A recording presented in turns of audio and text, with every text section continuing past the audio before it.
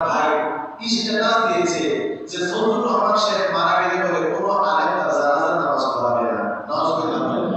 আরে তোমার তো জ্ঞানের পরিধি যতটুকু তুমি ততটুকু করেছো।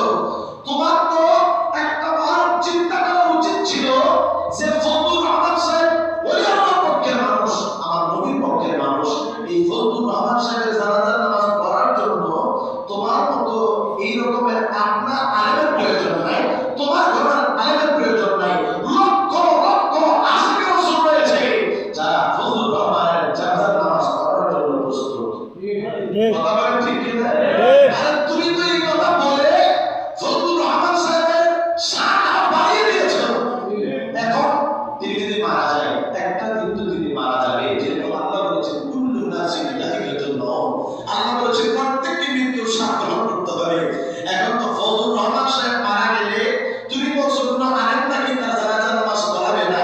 আমি দেখতেছি লক্ষ লক্ষ আলেম তার জানাজার নামাজে উপস্থিত হবে, পাশাপাশি লক্ষ লক্ষ সুন্নি মানা আমার ভাইয়েরও তার জানাজার নামাজে উপস্থিত হবে। আমার ঠিক কি না?